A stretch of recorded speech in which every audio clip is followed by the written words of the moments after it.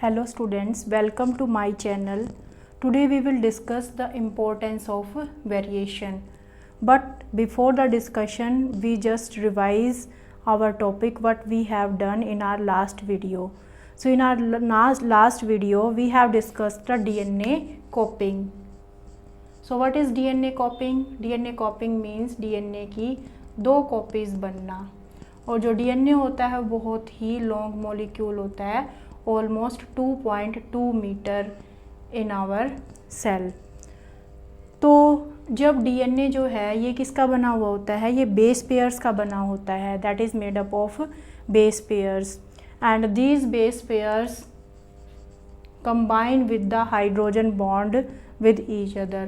Suppose adenine, so adenine combine with thymine, then guanine combine with cytosine.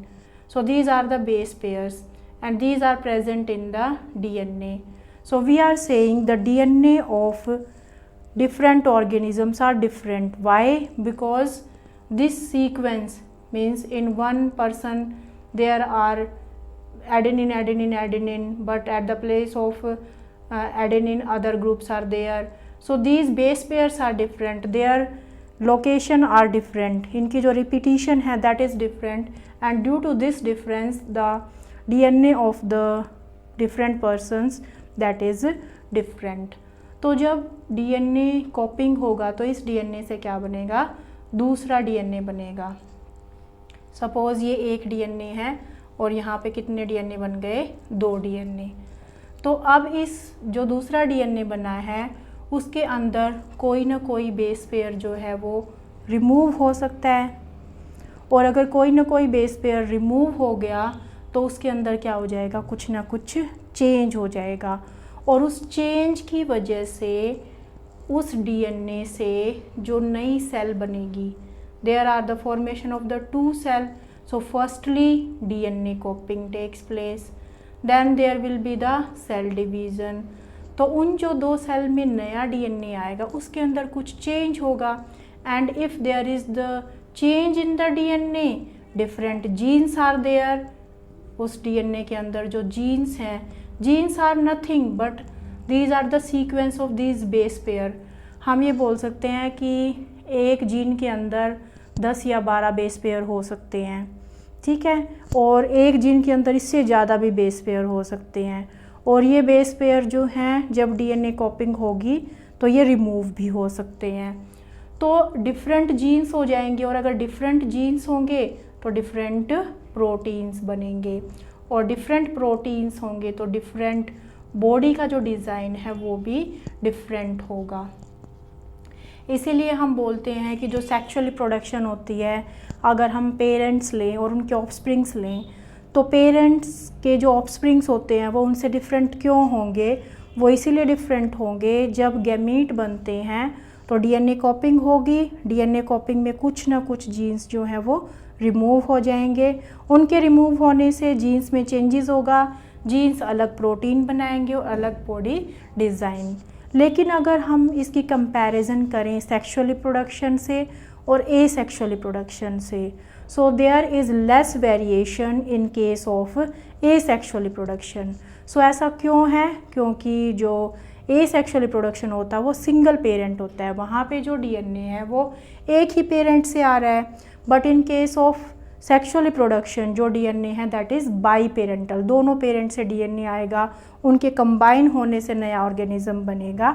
So there are more variation in sexual reproduction as well as in asexual reproduction. So this DNA copying it is essential for maintaining the body design. तो ये question भी है आपका, what is the importance of DNA copying. So DNA copying is essential step of the reproduction and it is also helpful to maintain the body design. But ये आ जाता है कि जो नए कॉपीज़ बनी, जो नया ऑर्गेनिज्म बना, that is same but not identical. हम ये कहते हैं कि वो उसके जैसा है बट बिल्कुल उसकी कार्बन कॉपी क्यों नहीं है, क्योंकि इस DNA कॉपिंग में कुछ जीन्स जो हैं वो रिमूव हो गए, और उन जीन्स के रिमूव होने से अलग प्रोटीन बने और अलग प्रोटीन बनने से अलग बॉडी डिज़ाइन बने, और उसी अलग बॉडी डिज़ाइन से क्या आई, variation. Variation means the degree of difference. आप इसको बहुत ही सिंपल एग्जांपल से ऐसे समझ सकते हो। सपोज मैं ये बोलूँ कि जो फादर है, फादर के जो बाल हैं वो हैं स्ट्रेट, और जो मदर के जो हेयर्स हैं वो हैं कर्ली, और जो उनके चिल्ड्रन होंगे उनमें से एक चाइल्ड के जो हेयर हैं ना तो वो स्ट्रेट हेयर हैं ना वो कर्ली हैं, वो हैं वेवी हेयर्स। तो क्या हुआ, वेरिएशन आ गया, कोई मतलब उनके जैसा नहीं रहा, वेरिएशन आ गया। So the degree of difference in the individual that is known as variation. और ये वेरिएशन जो है वो बेनिफिशियल भी हो सकता है, ये हार्मफुल भी हो सकता है। सो अगर variation, if variation is beneficial, so that help the individual to survive in the adverse condition, and if that variation is harmful तो वो उस कंडीशन में वो सर्वाइव नहीं कर पाएगा। So now importance of variation की, जो ये वेरिएशन है उसकी क्या इम्पोर्टेंस होगी। आई थिंक आपको समझ में आ गया होगा कि वेरिएशन हम किसको बोल रहे हैं, वेरिएशन किस वजह से आया है, वो डीएनए कॉपिंग की वजह से आया है। रिप्रोडक्शन में जब डीएनए कॉपिंग होगी तो सारा डीएनए एक जैसा नहीं रहेगा, उसके अंदर कुछ ना कुछ चेंज होगा, और उस चेंज की वजह से क्या आएगा, वेरिएशन। और इसी वेरिएशन से आगे जो होता है उसको हम बोलते हैं इवोल्यूशन, कि the gradual change in an organism from with respect to time, that is the variation. तो अब हम एक एग्ज़ाम्पल, एक कॉमन सा एग्ज़ाम्पल लेते हैं। जैसे हम जो मॉस्किटोज़, जो गर्मियों में मॉस्किटो बहुत ज़्यादा हो जाते हैं तो उनको किल करने के लिए हम क्या करते हैं, हम ऑल आउट का यूज़ करते हैं।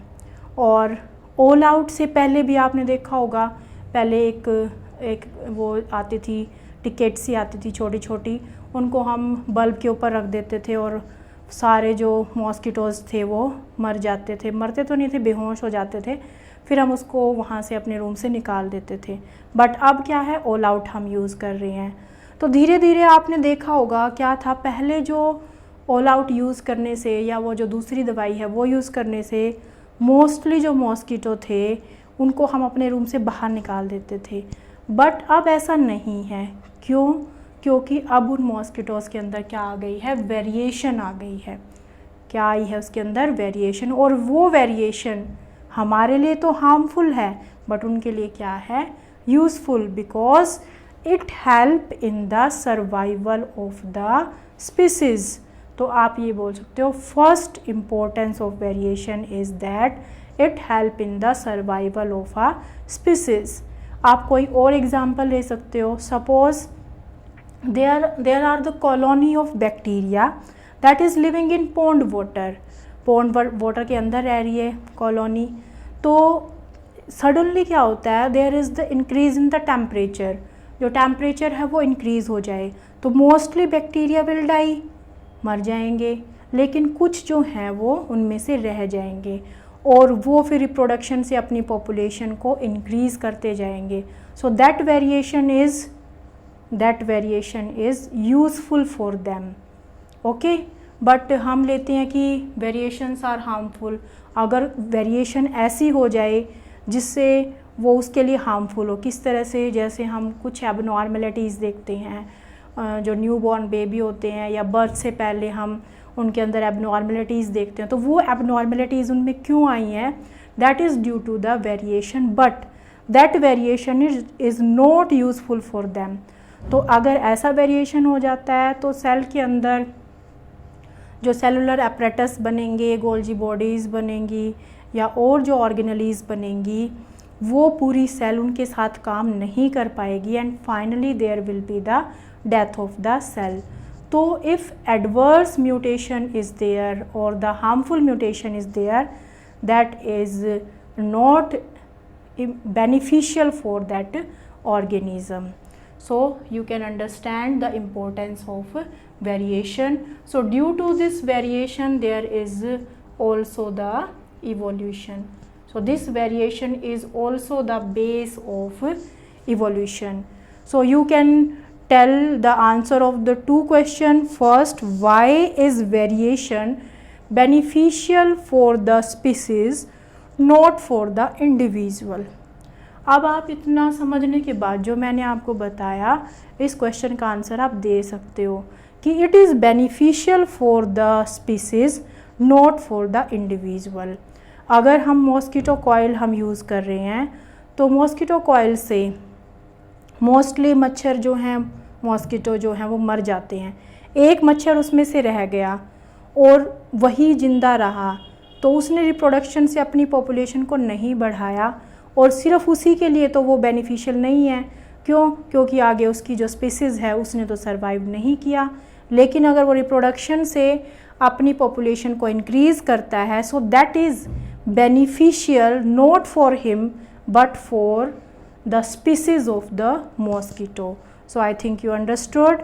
Variation is beneficial for the species not for the individual. Okay.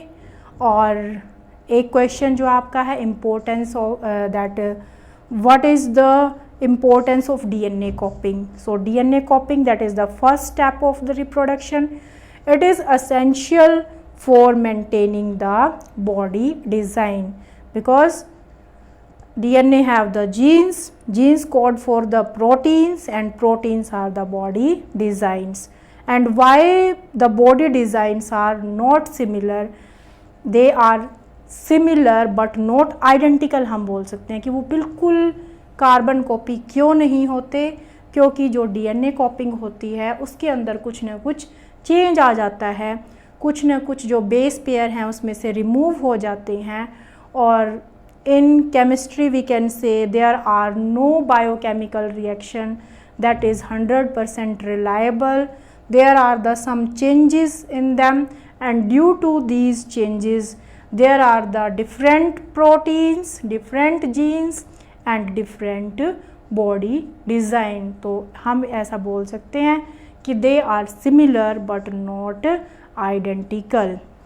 So I think आपको ये दोनों ही कंसेप्ट समझ आ गए होंगे, the importance of DNA कॉपिंग and second is the importance of the variation. So in our next video we will discuss the asexual reproduction, the types of asexual reproduction. These two topics we will discuss. So if you like my video, please like, share and subscribe my channel. Thank you.